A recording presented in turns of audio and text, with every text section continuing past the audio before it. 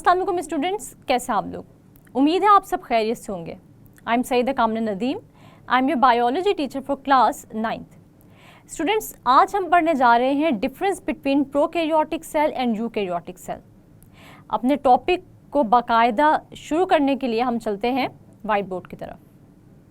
Students, आज हम पढ़ने जा रहे हैं difference between prokaryotic and eukaryotic cell.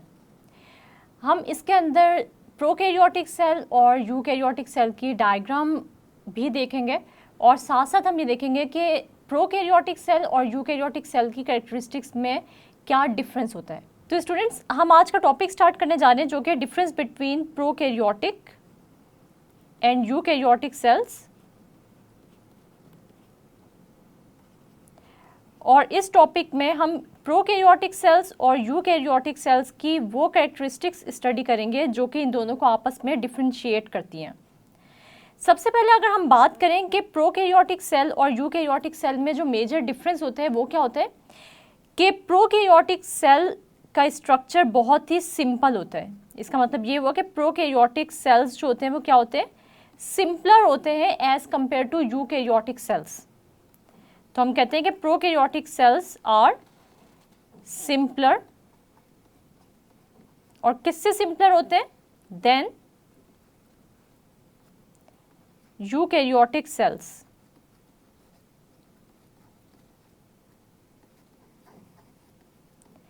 इसके स्ट्रक्चर्स में हम ये देखेंगे कि इसका न्यूक्लियस कैसा होता है, राइबोसोम्स कैसे होते हैं, यूकैरियोटिक और प्रोकैरियोटिक सेल्स का जो साइज़ है वो क्या होता है, और डिफरेंट ऑर्गेनेल्स जो यूकैरियोटिक सेल्स या प्रोकैरियोटिक सेल्स के अंदर प्रेजेंट होती हैं वो कैसी होती हैं और वो कौन सी ऑर्गेनेल्स प्रेजेंट होती हैं। तो हम लोग ये देख लेते हैं कि हम लोग जो है वो डिफरेंस, हमेशा जब भी हमने डिफरेंस लिखना होगा तो हम लोग क्या करेंगे कि एक साइड पे यूकैरियोटिक सेल लिखेंगे, एक साइड पे हम प्रोकैरियोटिक सेल लेंगे, दरमियान में हम मार्जिन ड्रॉ करेंगे। तो हम इनके अंदर जो ऑर्गेनेल्स हैं या इनका साइज है या न्यूक्लियस है इसके बारे में स्टडी करेंगे और देखेंगे कि किस तरह ये एक दूसरे से क्या है, डिफरेंट है। तो सबसे पहले हम लोग जो है वो यहाँ पर हेडिंग बना लेते हैं प्रोकैरियोटिक सेल और यूकैरियोटिक सेल की। इसके बाद में आप लोगों को क्या करूँगी, इसकी डायग्राम जो है वो एक्सप्लेन करूँगी, जिससे आप लोगों को इसकी कैरेक्टरिस्टिक्स जो हम पढ़ने जा रहे हैं उनका मज़ीद जो है वो क्या हो जाएगा, अंदाज़ा हो जाएगा कि इनमें क्या डिफरेंस है। तो सबसे पहले आप यहाँ पर लिखेंगे यूकैरियोटिक सेल,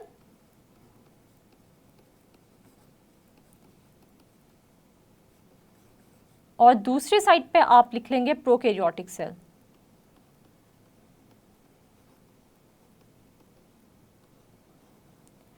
सबसे पहला जो फीचर हम पढ़ने जा रहे हैं यूकैरियोटिक सेल और प्रोकैरियोटिक सेल के डिफरेंस का, वो है इसका न्यूक्लियस। तो यहाँ दरमियान में आप क्या करेंगे, यहाँ पर आप लिखेंगे न्यूक्लियस, यानी आप यहाँ पर न्यूक्लियस की हेडिंग देंगे, इसको आप करेंगे अंडरलाइन, और दरमियान में आप क्या करेंगे, मार्जिन ड्रॉ करेंगे।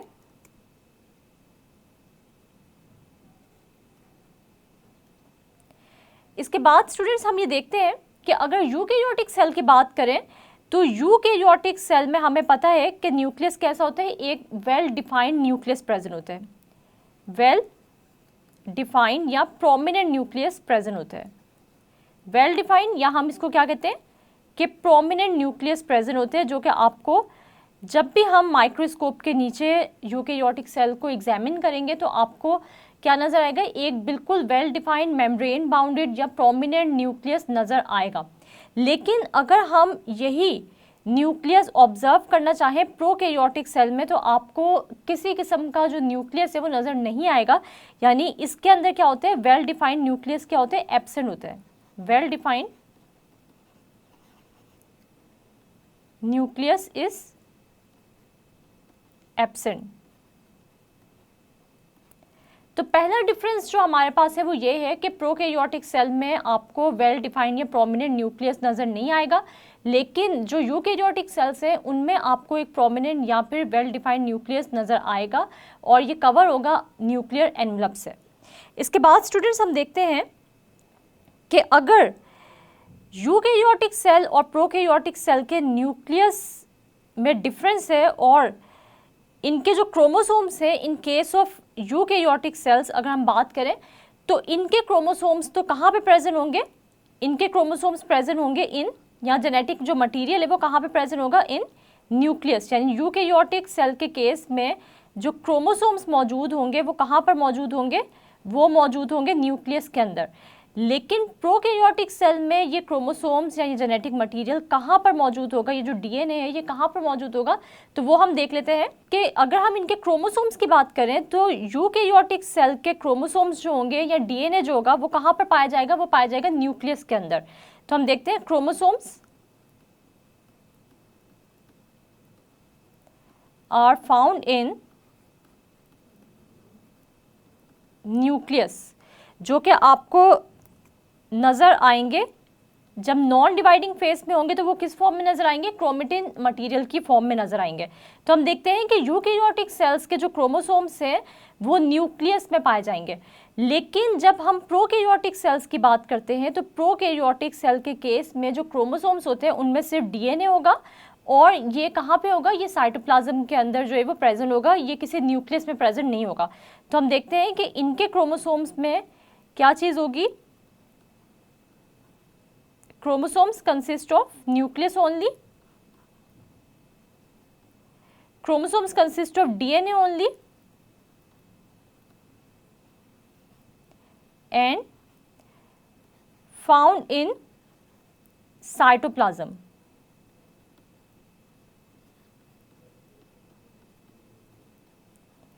क्योंकि हमें पता है कि यूकैरियोटिक सेल में तो आपको एक प्रोमिनेंट जो है वो न्यूक्लियस नज़र आता है और उसी के अंदर जो जेनेटिक मटेरियल होते हैं वो प्रेजेंट होते हैं। लेकिन प्रोकैरियोटिक सेल जब हम देखते हैं तो उसके अंदर कोई न्यूक्लियस प्रेजेंट नहीं होता, इस वजह से इनके जो क्रोमोसोम्स हैं वो आपको साइटोप्लाज्म में ही नज़र आएगा। तो इनके क्रोमोसोम्स जो है वो आपको कहाँ पे नजर आएंगे, साइटोप्लाज्म में ही नजर आएंगे। और जिस रीजन में ये जेनेटिक मटेरियल नजर आ रहा होगा आपको, उस रीजन को हम लोग क्या नाम देंगे, उस रीजन को हम नाम देंगे न्यूक्लियोइड का।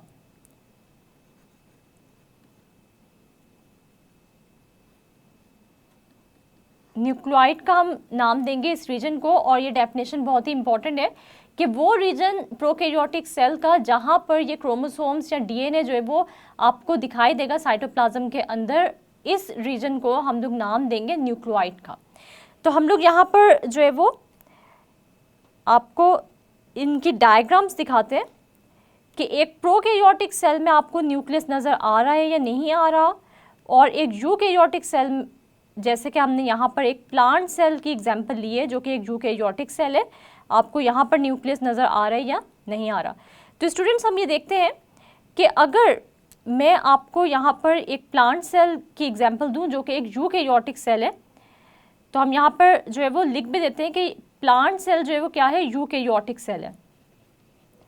और ये यूकैरियोटिक सेल क्यों है, क्योंकि इसके अंदर वेल डिफाइंड न्यूक्लियस प्रेजेंट है। तो आपको यहाँ पर एक वेल डिफाइंड एक प्रोमिनेंट न्यूक्लियस जो है वो प्लांट सेल में नज़र आ रहा है। इसका मतलब ये हुआ कि यूकैरियोटिक सेल में आपको न्यूक्लियस नज़र आ रहा है, ठीक है। लेकिन अगर मैं आपको यहीं पर एक बैक्टीरियल सेल दिखाऊं तो आपको साफ डिफरेंस नज़र आएगा कि आपको यहाँ पर इस बैक्टीरियल सेल में किसी किस्म का भी न्यूक्लियस जो है वो आपको कहीं पर भी नज़र नहीं आ रहा। और जो इसका डीएनए है, ये जो आपको कॉइल्ड फॉर्म में नज़र आ रहा है डीएनए, ये डीएनए कहाँ पर प्रेजेंट है, एक रीजन में प्रेजेंट है जिसको हम लोग क्या नाम दे रहे हैं, न्यूक्लियोइड का नाम दे रहे हैं, ठीक है। तो हम ये देखते हैं कि आपको यहाँ पर कोई बाउंड्री, कोई न्यूक्लियर एनवेलप नज़र नहीं आ रहा है जिसके अंदर कि ये डीएनए प्रेजेंट हो। तो हम ये कहते हैं कि ये डीएनए जो है ये साइटोप्लाज्म में जो है वो फ्रीली जो है वो प्रेजेंट है, ठीक है। और इस रीजन को जहाँ पर ये डीएनए आपको नज़र आ रही है, इसको हम लोग क्या नाम दे रहे हैं, इसको हम लोग नाम दे रहे हैं न्यूक्लियोइड का। तो ये एक प्रोकैरियोटिक सेल है, यानी बैक्टीरिया की जब हम लोग एग्जाम्पल पढ़ रहे हैं किसके अंदर, प्रोकैरियोटिक सेल में। तो प्रोकैरियोटिक सेल की जितनी भी कैरेक्टरिस्टिक्स हैं वो हम लोग देखेंगे इस बैक्टीरियल सेल के थ्रू, क्योंकि ये एक प्रोकैरियोटिक सेल है। और जो यूकैरियोटिक सेल्स की कैरेक्टरिस्टिक्स हैं वो हम देखेंगे प्लांट सेल के थ्रू, क्योंकि प्लांट सेल एक यूकैरियोटिक सेल है। अब हम लोग इसके नेक्स्ट फीचर की तरफ आ जाते हैं और हम लोग हेडिंग देते हैं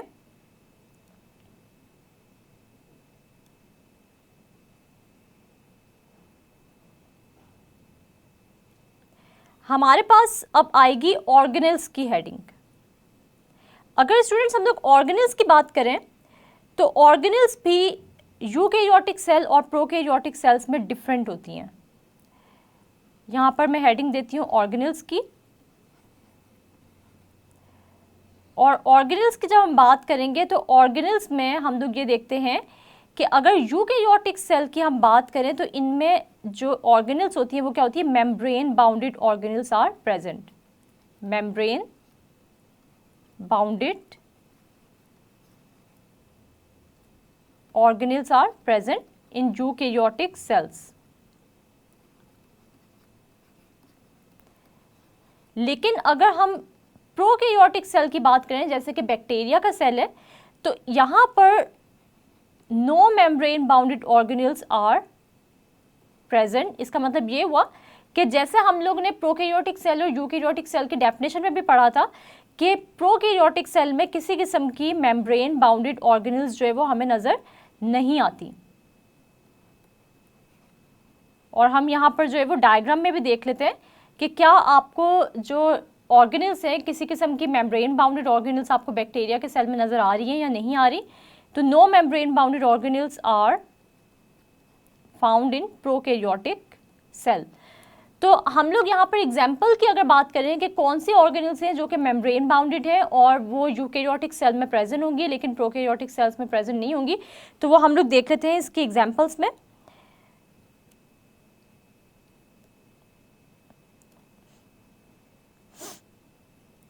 यहाँ पर हम लोग जो है वो अगर एग्जाम्पल देखना चाहें कि कौन से ऑर्गेनेल्स हैं जो कि यूकैरियोटिक सेल्स में प्रेजेंट होते हैं लेकिन प्रोकैरियोटिक सेल्स में प्रेजेंट नहीं होते, तो उसके अंदर हम लोग देख लेते हैं कि मेम्ब्रेन बाउंडेड ऑर्गेनेल्स में माइटोकॉन्ड्रिया आ जाता है।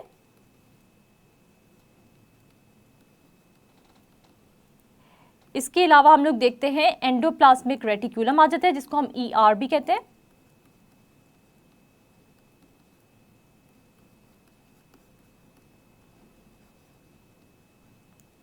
इसके अलावा हम लोग देखते हैं गोल्जी अपरेटस भी एक मेम्ब्रेन बाउंडेड ऑर्गेनेल है।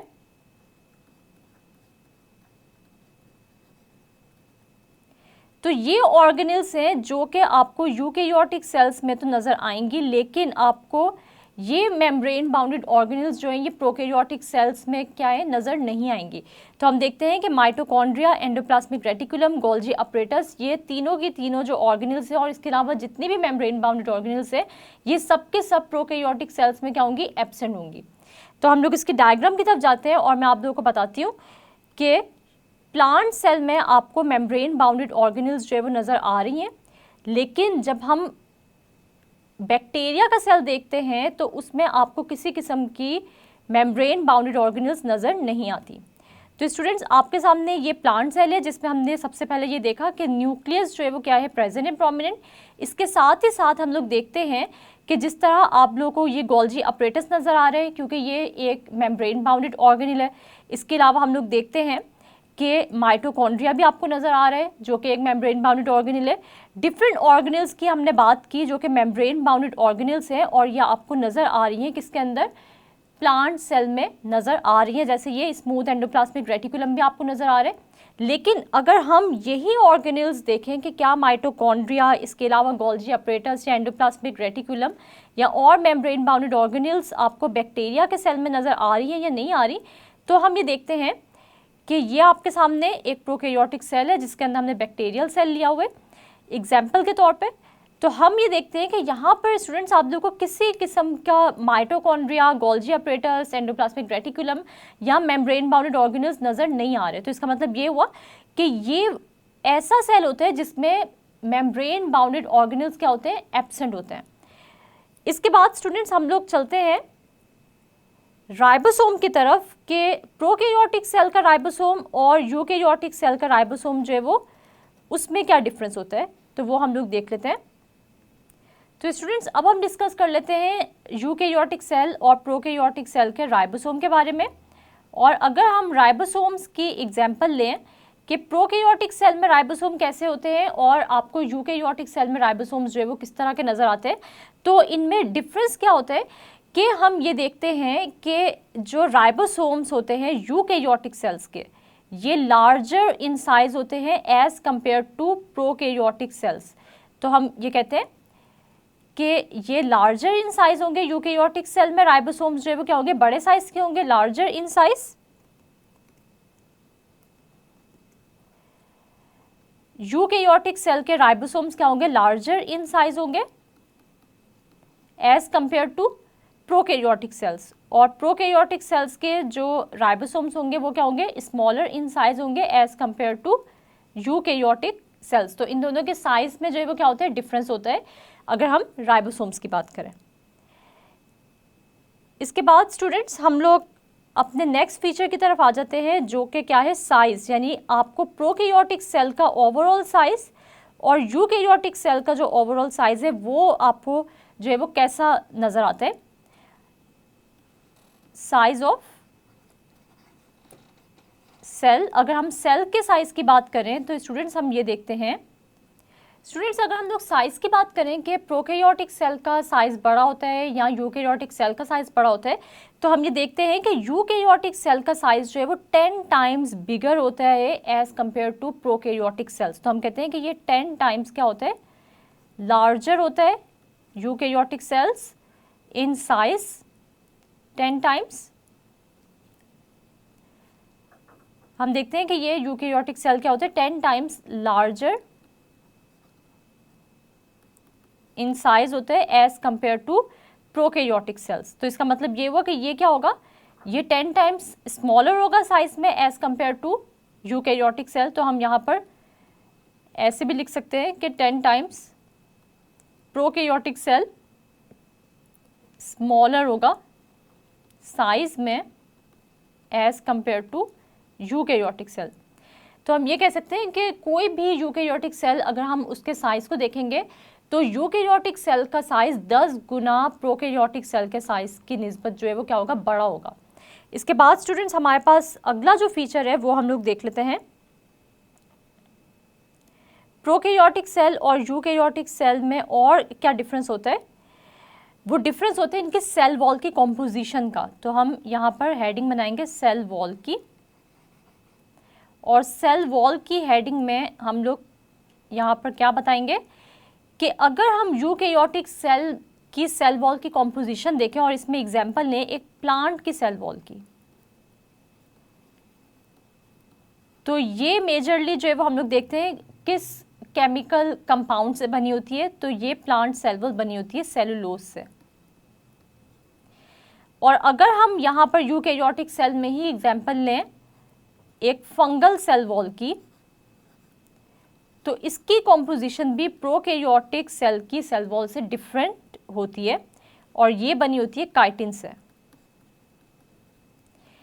और हम ये देखते हैं कि चाहे हम काइटिन की बात करें या सेलुलोज की बात करें, तो ये दोनों के दोनों क्या होते हैं, कार्बोहाइड्रेट्स होते हैं और ये पॉलीसैकेराइड्स होते हैं। यानी कि पॉलीसैकेराइड, जैसे मैंने आप लोगों को बताया था कि ऐसे कार्बोहाइड्रेट्स जो कि बहुत सारे मोनोसैकेराइड यूनिट से बने होते हैं, उनको हम कहते हैं पॉलीसैकेराइड्स। इसके बाद अगर हम लोग बात करें प्रोकैरियोटिक सेल की और इसमें हम एग्जांपल लें बैक्टीरियल सेल वॉल की, तो बैक्टीरियल सेल वॉल की कॉम्पोजिशन क्या होगी, डिफरेंट होगी as compare to plant cell and fungal cell wall. तो बैक्टीरियल सेल वॉल की कॉम्पोजिशन डिफरेंट होगी as compare to plant cell wall and fungal cell wall. और वो क्यों डिफरेंट होगी, क्योंकि ये बनी होती है पेप्टाइडोग्लाइकन से, पेप्टाइडोग्लाइकन से। और पेप्टाइडोग्लाइकन क्या है, ये कॉम्प्लेक्स है अमाइनो एसिड्स का और complex of amino acids and sugars.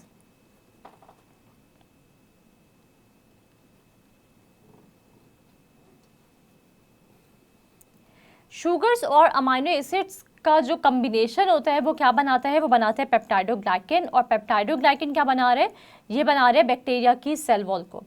इसी तरह जैसे हम लोगों ने पढ़ा कि प्लांट की सेल वॉल सेलुलोज से बनी हुई है और फंगल जो सेल वॉल है वो बनी होती है काइटिन से। अब इन तीनों की जो केमिकल कॉम्पोजिशन है वो एक दूसरे से डिफरेंट है। और यूकैरियोटिक सेल और हम क्यों के प्रोकैरियोटिक सेल को डिस्कस कर रहे हैं, तो आप अगर केमिकल नेचर देखें तो यूकैरियोटिक सेल की जो सेल वॉल्स हैं वो बनी हुई है कार्बोहाइड्रेट से, जैसे कि सेलुलोज या काइटिन। लेकिन प्रोकैरियोटिक जो सेल है जैसे कि बैक्टीरियल सेल वॉल है, इसकी यानी बैक्टीरियल सेल वॉल जो है ये बनी हुई है पेप्टाइडोग्लाइकन से, जो कि अमाइनो एसिड्स और शुगर्स का एक कम्बिनेशन है या कॉम्प्लेक्स है, ये कार्बोहाइड्रेट नहीं है। तो इसका मतलब ये हुआ कि इनकी सेल वॉल में भी क्या होते हैं, डिफरेंस होता है। तो हम एक दफ़ा जो है वो क्विकली जो है वो इनके डायग्राम्स देखते हैं प्रोकैरियोटिक सेल की, जिसके अंदर हम देख रहे हैं एक बैक्टीरियल सेल को, और साथ ही मैं आप लोगों को एक दफ़ा रिवाइज कर देती हूँ ये फीचर्स जो कि प्रोकैरियोटिक सेल और यूकैरियोटिक सेल में क्या बता रहे हैं, हमें डिफरेंस बता रहे हैं कि ये एक दूसरे से जो है वो डिफरेंट कैसे हैं। और उसके बाद मैं आप लोगों से एक छोटा सा क्विज लूँगी जिससे कि आप लोगों को अंदाज़ा हो जाएगा कि आज का टॉपिक आप लोगों को समझ आया है या नहीं आया। तो सबसे पहले स्टूडेंट्स हम ये देखते हैं कि अगर हम बात करें प्रोकैरियोटिक सेल और यूकैरियोटिक सेल की, तो हमने ये पढ़ा जो सबसे पहला फीचर था वो ये था कि न्यूक्लियस जो ये क्या होता है, न्यूक्लियस किसी भी यूकैरियोटिक सेल में न्यूक्लियस क्या होता है, प्रोमिनेंट होता है, ठीक है, और वेल डिफाइंड न्यूक्लियस होता है, जैसे कि आपको नजर आ रहा है प्लांट सेल में। या आपको एक प्रोमिनेंट न्यूक्लियस नजर आ रहा है जिसको जब हम माइक्रोस्कोप के नीचे देखेंगे तो आपको ऐसा ही न्यूक्लियस नजर आएगा। लेकिन in case of bacterial cell जो कि एक प्रोकैरियोटिक सेल है, इसमें आपको किसी किस्म का जो है वो न्यूक्लियस नज़र नहीं आ रहा। और हमने ये देखा कि वो रीजन जहाँ पर ये डीएनए प्रेजेंट है इसको हम लोग नाम दे रहे हैं न्यूक्लियोइड का। इसके बाद हम ये देखते हैं कि हमने ये कहा कि कोई भी जेनेटिक मटेरियल यूकैरियोटिक सेल में जैसे क्रोमोसोम्स है वो इस न्यूक्लियस में प्रेजेंट होंगे। लेकिन in case of bacterial cell जो कि एक प्रोकैरियोटिक सेल है, यहाँ पर आपको ये जो डीएनए है ये साइटोप्लाज्म के अंदर नज़र आ रहा है, न्यूक्लियस में नज़र नहीं आ रहा। इसके बाद जो हमने नेक्स्ट फीचर पढ़ा वो हमने ये देखा कि ये जो आपके पास एक प्लांट सेल है यानी कि एक यूकैरियोटिक सेल है, इसमें आपको मैंने बताया कि different membrane bounded organelles present होती है, जैसे कि गोल्जी अपरेटस है, क्लोरोप्लास्ट है, माइटोकॉन्ड्रिया है, इसके अलावा एंडोप्लाज्मिक रेटिक्यूलम है। ये सब के सब जो आपको ऑर्गेनेल्स नज़र आ रही हैं ये सब के सब मेम्ब्रेन बाउंडेड है, ये सब के सब ऑर्गेनेल्स जो आपको नज़र आ रही हैं यूकैरियोटिक सेल में, ये सब के सब क्या है, मेम्ब्रेन बाउंडेड ऑर्गेनेल्स है, यानी इनके इर्द गिर्द एक मेम्ब्रेन है। लेकिन अगर हम प्रोकैरियोटिक सेल को ऑब्जर्व करें जैसे कि बैक्टीरियल सेल, तो आपको यहाँ पर किसी किस्म की मेम्ब्रेन बाउंडेड ऑर्गेनेल्स जो है वो आपको नज़र नहीं आ रही, ठीक है। तो हम ये कहते हैं कि ये क्या है, ये प्रोकैरियोटिक सेल है क्योंकि इसके अंदर ना तो प्रोमिनेंट न्यूक्लियस है और ना ही मेम्ब्रेन बाउंडेड ऑर्गेनेल्स मौजूद हैं। इसके बाद अगर हम इनके साइज़ को देखें तो हम ये देखते हैं कि प्लांट सेल का साइज़ जो या यूकैरियोटिक सेल का जनरली हम साइज़ जो है वो यूकैरियोटिक सेल का देखेंगे, तो यूकैरियोटिक सेल जैसे कि हम एग्जांपल ले लेते हैं एक प्लांट सेल की या एनिमल सेल की, तो ये जो यूकैरियोटिक सेल का साइज़ होगा ये 10 टाइम्स लार्जर होगा as compare to prokaryotic cell, यानी कि बैक्टीरिया के सेल से 10 गुना इनका साइज़ जो है क्या होगा, बड़ा होगा। इसके बाद सेल वॉल की कॉम्पोजिशन हम देख लेते हैं। अगर हम यूकैरियोटिक सेल के अंदर सेल वॉल जो कि एक आउटर मोस्ट मेम्ब्रेन आपको नज़र भी आ रही है, ठीक है, ये आउटर मोस्ट मेम्ब्रेन जो आपको नज़र आ रही है प्लांट सेल में, ये है इसकी सेल वॉल। और इस सेल वॉल की कॉम्पोजिशन जो हमने पढ़ी वो क्या है, सेलुलोज, यानी मेजरली ये जो सेल वॉल है प्लांट की ये किस चीज़ से बनी होती है, सेलुलोज से बनी होती है। लेकिन in case of bacterial cell wall, जब हम एक प्रोकैरियोटिक सेल की बात करते हैं तो इसके अंदर जो है वो आपको जो सेल वॉल नज़र आएगी जो कि ये आउटर मोस्ट बाउंड्री है, तो ये बनी होती है पेप्टाइडोग्लाइकन से, और ये बिल्कुल डिफरेंट कॉम्पोजिशन है एज़ कम्पेयर टू सेलुलोज या फंगल सेल वॉल के अंदर जो काइटिन होती है उससे। तो हमने ये डिफरेंस देखा प्रोकैरियोटिक सेल और यूकैरियोटिक सेल में। मैंने आप लोगों को एग्जांपल दी एक बैक्टीरियल सेल की और एक प्लांट सेल की। अब हम लोग देख लेते हैं कि इसमें से आपको किस किस्म का जो है वो शॉर्ट क्वेश्चंस या लॉन्ग क्वेश्चन जो है वो आ सकते हैं। तो मैं आपसे यहाँ पर लेने जा रही हूँ एक छोटा सा क्विज़, और ये क्विज़ लेने से मुझे पता क्या चलेगा कि आप लोगों को ये समझ आया है टॉपिक या नहीं आया। तो सबसे पहले जो हमारे पास क्वेश्चन है वो एक शॉर्ट क्वेश्चन है, और वो क्वेश्चन क्या है? पहला क्वेश्चन है, give chemical composition of bacterial cell wall. Chemical composition of bacterial cell wall. तो स्टूडेंट्स, आप लोगों को पता है, जैसे अभी मैंने आप लोगों को बताया भी है इसी लेक्चर के दौरान, कि cell wall of bacteria are composed of peptidoglycan. तो आप लोगों को इसका आंसर जो है वो आपके फिंगर टिप्स पे होना चाहिए। और पेप्टाइडोग्लाइकन क्या है? It is a complex of amino acids and sugars. इसके बाद हमारे पास क्या है? इसके बाद हमारे पास जो है वो है नेक्स्ट क्वेश्चन, और वो है define nucleoid. Define nucleoid. Nucleoid को हम लोग किस तरह डिफाइन कर सकते हैं कि प्रोकैरियोटिक सेल का जो डीएनए होता है वो साइटोप्लाज्म में प्रेजेंट होता है, और ये जिस रीजन में, यानी वो रीजन साइटोप्लाज्म का जहाँ पर ये डीएनए मौजूद होगा, उस रीजन को हम लोग नाम देंगे न्यूक्लियोइड का। इसके बाद स्टूडेंट्स, हमारे पास जो नेक्स्ट क्वेश्चन है वो है,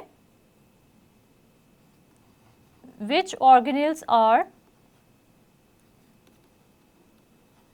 फाउंड इन यूकैरियोटिक सेल्स। तो आप लोग को स्टूडेंट्स पता है कि किस किस्म की जो ऑर्गेनेल्स हैं वो पाई जाती हैं यूकैरियोटिक सेल्स में। तो कोई भी वो ऑर्गेनेल जो कि मेम्ब्रेन बाउंडेड ऑर्गेनेल्स होंगी, वो सबके सब प्रेजेंट होती है यूकैरियोटिक सेल्स में, जिनमें हमने एग्जाम्पल पढ़ी माइटोकॉन्ड्रिया की, गोल्जी अपरेटस की, एंडोप्लाज्मिक रेटिकुलम की, क्लोरोप्लास्ट की, और भी बहुत सारे ऑर्गेनेल्स हैं जो कि मेम्ब्रेन बाउंडेड है, और ये यूकैरियोटिक सेल्स में तो प्रेजेंट होती हैं, लेकिन प्रोकैरियोटिक सेल्स में प्रेजेंट नहीं होंगी। स्टूडेंट्स, इसके बाद हमारे पास लॉन्ग क्वेश्चन जो यहाँ से आता है वो बहुत ही इंपॉर्टेंट है, और ये बहुत बार रिपीट भी हो चुका है कि differentiate between prokaryotic cell and eukaryotic cell. Differentiate between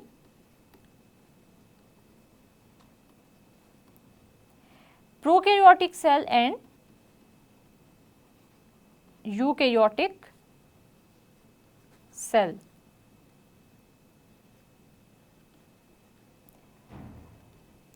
students, आप लोगों ने ये क्वेश्चन किस तरह अटेम्प्ट करना है तो मैं आप लोगों को बता देती हूँ कि सबसे पहले आपने जो है हेडिंग देनी है एक तरफ यूकैरियोटिक सेल की। सबसे पहले आप लोग हेडिंग देंगे दोनों की। एक तरफ आप जो है वो लिखेंगे यूकैरियोटिक सेल्स, और एक तरफ आप लिखेंगे प्रोकैरियोटिक सेल। दरमियान में आप मार्जिन लगा लेंगे। इसके बाद आप दरमियान में जो सबसे पहले हेडिंग देंगे वो लिखेंगे न्यूक्लियस की। इसके बाद आप न्यूक्लियस को डिस्कस करेंगे, और फिर आप हेडिंग देंगे दरमियान में क्रोमोसोम्स की। क्रोमोसोम्स को डिस्कस करेंगे। इसके बाद आप हेडिंग देंगे ऑर्गेनेल्स की। ऑर्गेनेल्स को डिस्कस करेंगे। फिर आप जो है वो क्या, इसके अंदर एक और हेडिंग, ऑर्गेनेल्स के अंदर ही एक और हेडिंग आप देंगे। ऑर्गेनेल्स के बाद बल्कि आप हेडिंग देंगे, ऑर्गेनेल्स के बाद आप हेडिंग देंगे राइबोसोम्स की। फिर आप हेडिंग देंगे साइज ऑफ सेल की, और लास्ट पे आप हेडिंग देंगे सेल वॉल की, केमिकल कॉम्पोजिशन की, या आप खाली जो है वो सेल वॉल की भी हेडिंग दे सकते हैं।